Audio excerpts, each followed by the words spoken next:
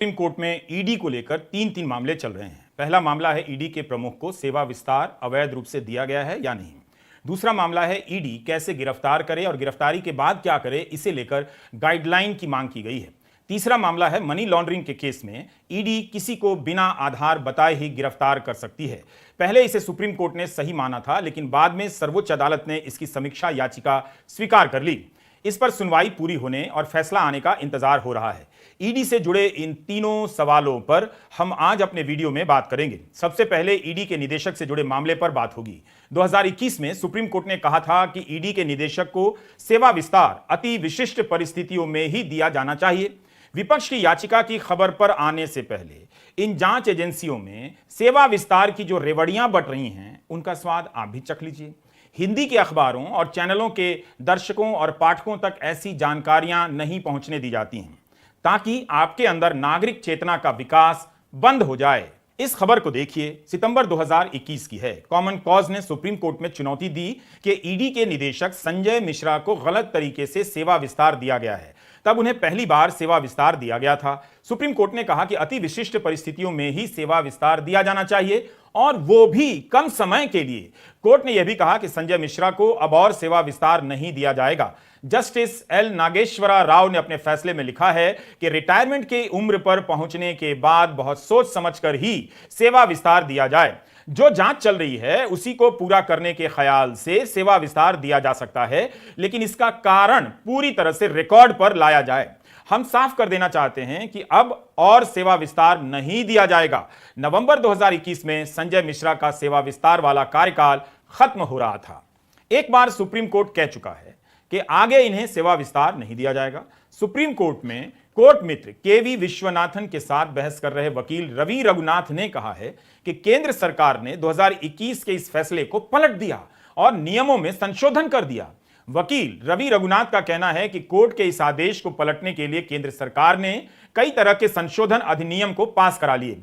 नए नियम के अनुसार ईडी के नए निदेशक की नियुक्ति 2 साल के लिए होगी और उसके बाद एक साल कर कुल 5 साल का सेवा कार्यकाल दिया जा सकेगा।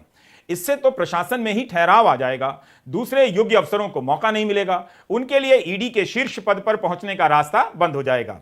इससे एक काम और होगा, इस दफ्तर की स्वतंत्रता की बुनियाद ही हिल जाएगी। कांग्रेस के रणदीप सुरजेवाला और टीएमसी की महुआ मोइत्रा ने याचिका दायर की है। कुछ सोचकर ही 2 साल का कार्यकाल रखा गया होगा, मगर अब तो 3 बार सेवा विस्तार दिया जा सकता है। इस हिसाब से कार्यकाल 5 साल का हो सकता है। संजय मिश्रा भारतीय राजस्व सेवा के अफसर हैं। अब आप इन तस्वीरों को देखिए। पहली तस्वीर भारत की राष्ट्रपति द्रौपदी मुर्मू की है। राष्ट्रपति का कार्यकाल 5 साल का होता है। दूसरी तस्वीर प्रधानमंत्री मोदी की है। प्रधानमंत्री का कार्यकाल 5 साल का होता है। और ये तस्वीरें ईडी के निदेशक संजय मिश्रा और सीबीआई के निदेशक सुबोध कुमार जायसवाल की हैं। दिसंबर 2021 में पास किए गए बिल के बाद सेवा विस्तार के जरिए इनका कार्यकाल भी 5 साल का हो सकता है। मतलब अगर सरकार मेहरबान हो गई तो इनका कार्यकाल राष्ट्रपति और प्रधानमंत्री के बराबर हो जाएगा। मतलब अगर सरकार मेहरबान हो गई तो इनका कार्यकाल राष्ट्रपति और प्रधानमंत्री के बराबर का हो सकता है। कोई भी सरकार इन दोनों पदों को अपना आदमी के लिए रिजर्व कर सकती है। क्या इस पद के लिए इतनी बड़ी नौकरशाही में दूसरे योग्य अफसर नहीं होंगे? एक बार अपना आदमी मिल गया तो फिर भारतीय सिविल सेवा के कई बैच के अफसर इन पदों पर नहीं पहुंच सकेंगे। उन अफसरों की सोचिए जो इस तरह के शीर्ष पदों पर पहुंचने का सपना देखते देखते रिटायर हो जाएंगे और डर के मारे अखबार में नौकरशाही की स्थिति पर एक आर्टिकल तक नहीं लिख पाएंगे, जैसा कि 2014 के पहले खूब लिखा करते थे। सरकार के वकील ने कहा है कि सेवा विस्तार को चुनौती इसलिए दी जा रही है ताकि नेताओं को मनी लॉन्ड्रिंग के केस से बचाया जा सके। लेकिन सुप्रीम कोर्ट ने कह दिया कि वह याचिकाकर्ता के राजनीतिक संबंधों को लेकर चिंतित नहीं है। इसलिए 14 विपक्षी दलों की याचिका को हल्के में न लिया जाए कि जांच एजेंसियों का इस्तेमाल विपक्ष को खत्म करने में किया जा रहा है। केवल बीजेपी के विरोधियों को जेल भेजा जा रहा है और ईडी के निदेशक को सेवा विस्तार देते देते 5 साल तक इन्हें इस पद पर रखा जा सकता है। ठीक, अदानी समूह को लेकर जब हिंडनबर्ग की रिपोर्ट आई तब सवाल उठने लगा कि एलआईसी और एसबीआई ने निवेश किया है या निवेश राजनीतिक है। इस आरोप के बीच में ही खबर आती है कि एलआईसी के सीईओ को तीसरी बार सेवा विस्तार दिया जा सकता है। बैंक ऑफ बड़ौदा के प्रबंध निदेशक को भी इसी साल 5 महीने का सेवा विस्तार दे दिया गया था। बाद में प्रबंध निदेशक जी ने बयान दिया कि उनका बैंक अदानी समूह में भरोसा बनाए रखेगा। यह है असली रेवड़ी। सेवा की रेवड़ी को सेवा विस्तार कहते हैं। इसलिए सुप्रीम कोर्ट में कांग्रेस नेता रणदीप सुरजेवाला, जया ठाकुर, तृणमूल सांसद महुआ मोइत्रा की याचिका में ईडी के चीफ के सेवा विस्तार को चुनौती दी गई है। बहस चल रही है, अभी फैसले का इंतजार है। यह खबर 24 मार्च की है। अमित आनंद ने टाइम्स ऑफ इंडिया में रिपोर्ट फाइल की है कि केंद्र सरकार ने गैर कानूनी तरीके से ईडी के चीफ को सेवा विस्तार दिया है। सुप्रीम कोर्ट के सहायक मित्र केवी विश्वनाथन ने कोर्ट में कहा है कि केंद्र ने कानून में बदलाव कर मौजूदा ईडी चीफ को सेवा विस्तार दिया है, वो गैर कानूनी है। ऐसा करने से एजेंसी की स्वतंत्रता और निष्ठा प्रभावित होती है। मौजूदा निदेशक को 3 बार सेवा विस्तार दिया जाना अवैध है। अदालत का फैसला नहीं आया, लेकिन यह राय कम महत्वपूर्ण नहीं है। अगर यह साबित हो जाए कि उन्हें गैर कानूनी तरीके से सेवा विस्तार दिया गया है, तब क्या कोर्ट को यह नहीं देखना चाहिए कि एजेंसी का किस तरह से दुरुपयोग हुआ होगा? विपक्ष का आरोप कैसे नहीं सही ठहरता है कि ईडी और सीबीआई का इस्तेमाल विपक्ष के नेताओं को जेल भेजने के लिए किया जा रहा है। सुप्रीम कोर्ट के कोर्ट मित्र केवी विश्वनाथन ने कहा कि ईडी के प्रमुख के सेवा विस्तार करने वाले संशोधनों को निरस्त किया जाए, क्योंकि वे कोर्ट के पुराने ऑर्डर के खिलाफ हैं। ईडी के चीफ के सेवा विस्तार को लेकर बहस चल रही है। इसलिए विपक्ष बार बार आरोप लगा रहा है कि जो नेता बीजेपी में चला जाता है उसके खिलाफ जांच नहीं होती है, जो नहीं जाता है उसे जेल भेज दिया जाता है। इस कड़ी में असम के मुख्यमंत्री का उदाहरण दिया जाता है। 21 जुलाई 2015 को बीजेपी ने बाकायदा आरोपों की एक पुस्तिका जारी की। इस पुस्तिका पर 2010 में गोवा और गुवाहाटी में पानी आपूर्ति घोटाला लिखा था। प्रधानमंत्री भी इसके विमोचन पर मौजूद थे। बीजेपी ने आरोप लगाया कि Himanta Biswa Sarma water supply project के मुख्य किरदार हैं। इन पर घोटाले का आरोप लगाया गया। हेमंता बिस्वा शर्मा उस समय कांग्रेस सरकार में मंत्री थे। उसी साल 23 अगस्त 2015 यानी पुस्तिका प्रकाशित होने के 1 महीने बाद हेमंता बिस्वा शर्मा कांग्रेस छोड़कर बीजेपी में आ गए।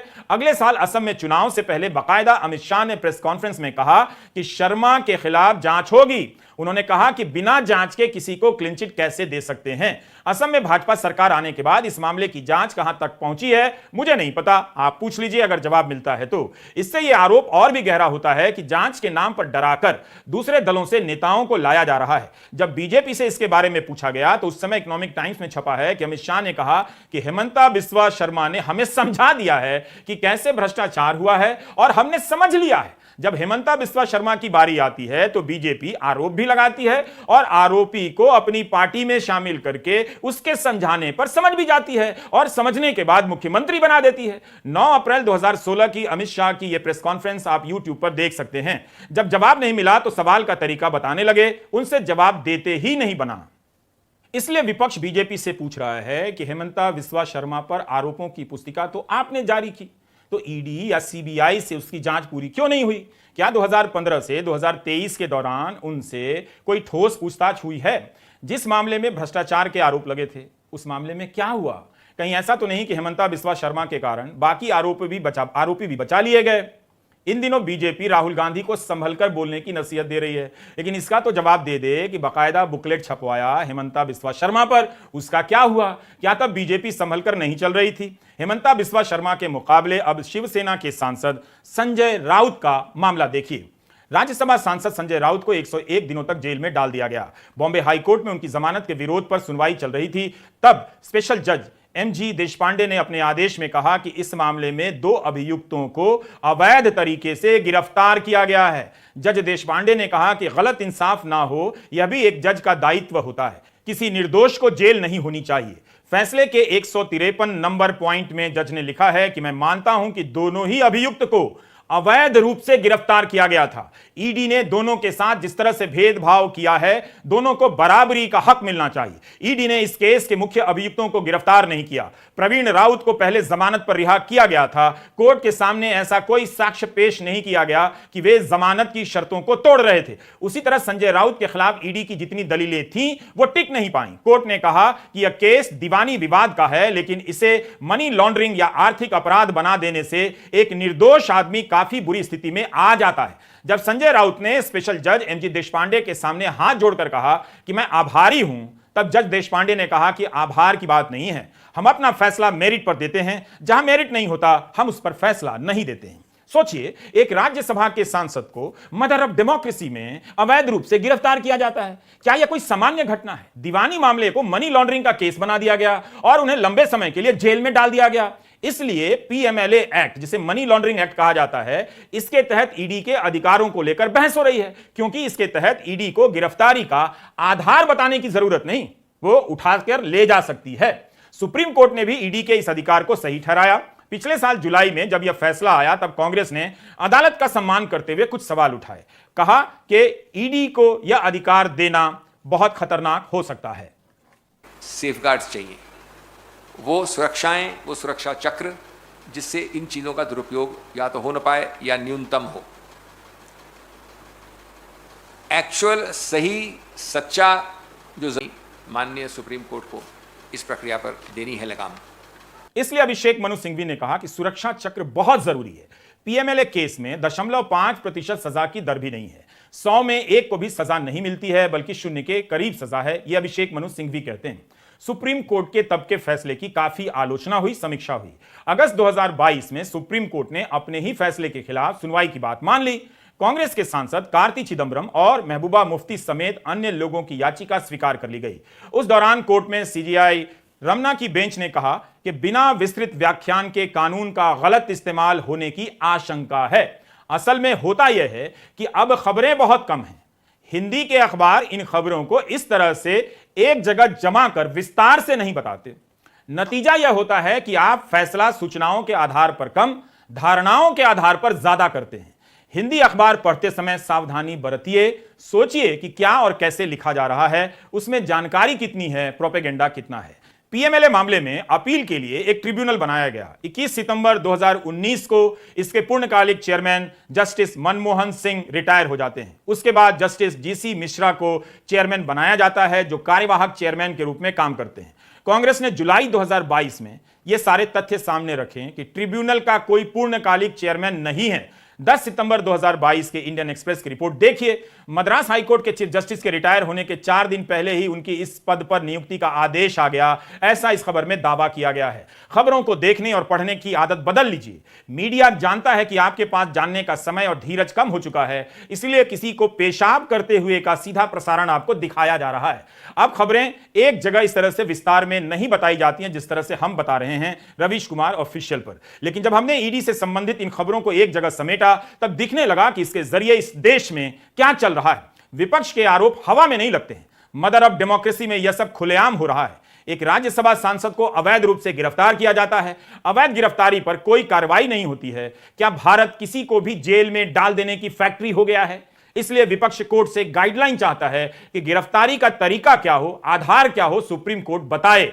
गिरफ्तार करने की गाइडलाइन अगर सुप्रीम कोर्ट से मांगने की नौबत आ जाए तो साफ है कि मदर ऑफ डेमोक्रेसी में फादर ऑफ पावर बेलगाम हो चुका है। आखिर जांच एजेंसियों ने किसी बीजेपी के नेता पर हाथ क्यों नहीं डाले?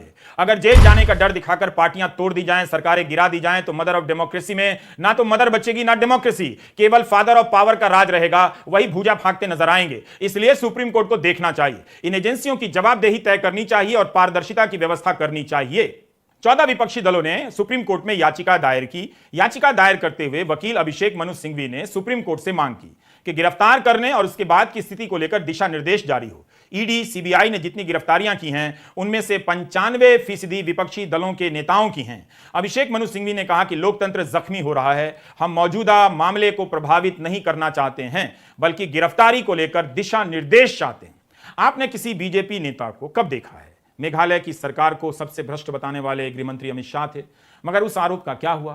कर्नाटक में घूस मांगने के इतने गंभीर आरोप लगे, लेकिन क्या हुआ? अदानी समूह पर इतने गंभीर आरोप लगे, मगर कोई जांच नहीं। विपक्ष के नेता जब तक गिरफ्तार कर लिए जाते हैं, जब तक हालत यह हो गई है कि ये एजेंसियां कैसे काम करें और कैसे गिरफ्तार करें, इसे लेकर विपक्ष कभी इनके दफ्तर जा रहा है तो कभी सुप्रीम कोर्ट से गाइडलाइन की मांग कर रहा है। प्रोशुन बैनर्जी, अशित मालजी, अपरूपा पोद्दार, शांता छेत्री एंड 2 लाख। तृणमूल कांग्रेस के 5 सांसद ईडी के दफ्तर गए थे एक मेमोरेंडम लेकर कि अदानी समूह पर क्या क्या आरोप लगे हैं। विपक्षी दल मार्च कर मेमोरेंडम देना चाहते थे। इससे पहले कांग्रेस और अन्य दल जब ईडी के दफ्तर जाना चाहते थे, तब विजय चौक पर धारा 144 लगा दी गई, उन्हें रोका गया। इसके बाद ईमेल और दफ्तर जाकर मेमोरेंडम देने का सिलसिला शुरू हुआ है।